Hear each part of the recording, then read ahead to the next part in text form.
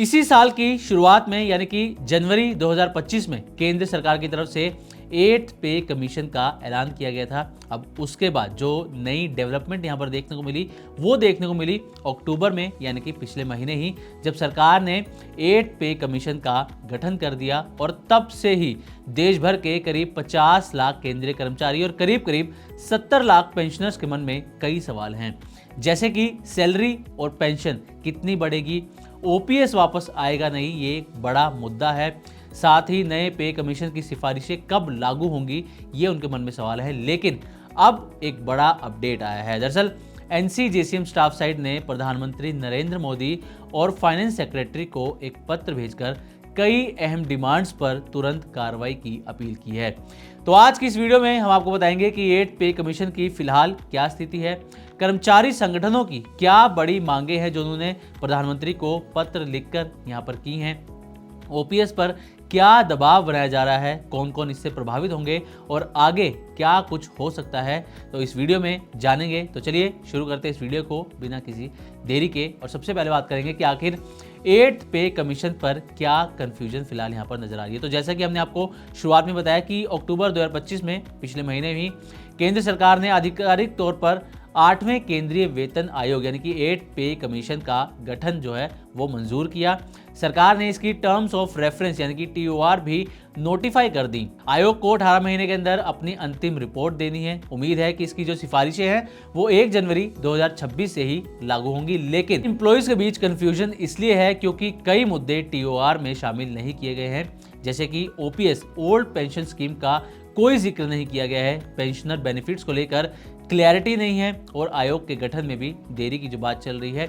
इसी वजह से कर्मचारी संगठन लगातार सरकार पर दबाव बना रहे हैं। अब आते हैं कि एनसीजेसीएम की तरफ से क्या अब मांगे की गई हैं। तो एनसीजेसीएम स्टाफ साइड या फिर यूं कहें कि केंद्रीय सरकारी कर्मचारी एवं श्रमिक परिसंघ, जो कि करीब करीब 130 डिपार्टमेंट्स में काम करने वाले 8 लाख कर्मचारियों का प्रतिनिधित्व करता है, उन्होंने पीएम को एक लेटर लिखा है। इसमें एनसीजेसीएम स्टाफ साइड के सेक्रेटरी शिव गोपाल मिश्रा की तरफ से 4 बड़ी डिमांड्स यहां पर रखी गई हैं। पहली डिमांड है टर्म्स ऑफ रेफरेंस में पेंशन से जुड़े प्रावधान जोड़े जाए। जी, संगठन का कहना है कि पेंशन भोगियों और पारिवारिक पेंशन भोगियों दोनों के लिए पेंशन संशोधन और बेहतर लाभ 8वें वेतन आयोग के दायरे में जोड़े जाएं, क्योंकि अभी तक टर्म्स ऑफ रेफरेंस अधिकतर सैलरी स्ट्रक्चर पर फोकस करता है, पेंशन पर स्पष्ट कुछ भी नहीं है, इसलिए इस पर ध्यान दिया जाए, इस डिमांड पर फोकस किया जाए।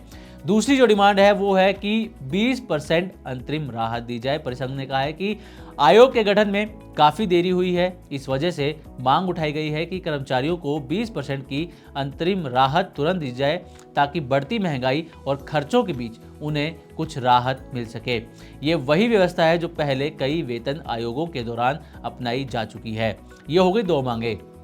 अब तीसरी मांग, सबसे बड़ी मांग है ओपीएस की यानी कि ओल्ड पेंशन स्कीम की, और ये जो लेटर लिखा गया है उसका सबसे महत्वपूर्ण हिस्सा है। संगठन ने कहा है कि एनपीएस को लेकर कर्मचारियों में असंतोष लगातार बढ़ रहा है। एनपीएस में गारंटी नहीं है, एनपीएस से रिटायरमेंट के बाद फिक्स पैसा मिलना भी तय नहीं है, इसलिए भविष्य की वित्तीय सुरक्षा सिर्फ ओपीएस यानी कि ओल्ड पेंशन स्कीम से ही सुनिश्चित हो सकती है। इसलिए ओपीएस को केंद्रीय कर्मचारियों, केंद्र की तरफ से फंडेड ऑटोनोमस बॉडीज और वैधानिक संगठनों सभी पर इसको लागू किया जाए। ओपीएस की बहाली को लेकर देश भर में सरकार पर लगातार दबाव बढ़ रहा है, कई जगह विरोध प्रदर्शन भी हो रहे हैं। ये 8 पे कमीशन का सबसे संवेदनशील विषय इस वक्त बन चुका है। तो अगर ओपीएस पर कोई सकारात्मक संकेत मिलता है तो करोड़ों परिवार सीधे प्रभावित होते हुए नजर आएंगे। तो ये हो गई 3 डिमांड। अब आते हैं चौथी डिमांड पर। चौथी डिमांड है 8 पे कमीशन की सिफारिशों की क्लियर इफेक्टिव डेट यहाँ पर घोषित की जाए, क्योंकि बहुत से कर्मचारी ये नहीं समझ पा रहे हैं कि सिफारिशें कब से लागू होंगी। इसलिए मांग की गई है कि इफेक्टिव डेट को अभी से साफ किया जाए ताकि आगे चलकर किसी तरीके की कोई कंफ्यूजन ना रहे। इसी के साथ जो डिमांड्स की गई हैं उसमें स्वास्थ्य सुविधाओं पर भी यहाँ पर जोर दिया गया है। परिसंघ ने इसमें स्पष्ट कहा है कि सीजीएचएस की सुविधाएं सभी कर्मचारियों तक पहुंचनी चाहिए। इसी के साथ ऑटोनोमस बॉडीज के कर्मचारियों को भी मेडिकल बेनिफिट्स यहाँ पर मिलने चाहिए। रिटायर्ड एम्प्लॉयज़ के लिए हेल्थ कवर मजबूत किया जाए, ये भी उनकी एक डिमांड है। उनका कहना है कि देश भर में हेल्थ इंफ्रास्ट्रक्चर की असमानता कर्मचारी संगठनों की लगातार चिंता बनी हुई है। अब 8वें वेतन आयोग से क्या फायदा होगा ये आपको बताते हैं। हालांकि ये सभी जानते हैं, लेकिन एक बार आपके रेफरेंस के लिए बताते हैं। तो 8वें वेतन आयोग से क्या बदलाव या क्या फायदा होंगे वो जानते हैं। पहला तो होगा कि बेसिक पे में बढ़ोतरी होगी, आपकी सैलरी बढ़ेगी और आमतौर पर हर पे कमीशन में 15 से 25% के आसपास कुल बढ़ोतरी यहाँ पर देखने को मिलती है। दूसरा ये कि अलाउंसेस जैसे कि HRA है, DA, TA, मेडिकल अलाउंस, इन सब का रिव्यू किया जाएगा। इसके अलावा पेंशन में सुधार, अगर मांगे मानी गई तो फैमिली पेंशन, डियरनेस रिलीफ, इन सब पर नए नियम भी बन सकते हैं, ये भी एक फायदा हो सकता है।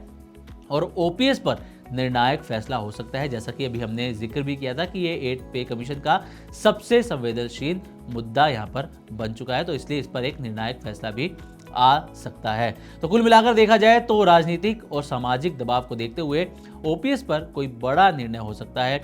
इंतरिम रिलीफ की मांग पर सरकार विचार कर सकती है और पेंशन सुधार TOR में जोड़े जा सकते हैं। यानी कि फिलहाल कर्मचारियों का फोकस है OPS, पेंशनर बेनिफिट्स और समय पर लागू होने वाली सिफारिशों पर, लेकिन देखना यह होगा कि सरकार इस पर विचार करती है या फिर नहीं।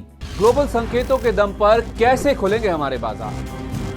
क्या कह रही हैं खबरें और ब्रोकरी रिपोर्ट्स? किन शेयरों में बनेगा पैसा? बाजार खुलने के बाद क्या खरीदें, किन शेयरों को करें पोर्टफोलियो से बाहर? कैसा रहा बाजार का दिन भर का कारोबार? कैसे तैयार करें कल के बाजार की स्ट्रैटेजी? इन सब सवालों के जवाब जानिए मेरे साथ ओपनिंग बज और क्लोजिंग बज में, इन वक्त पर सिर्फ मनी 9।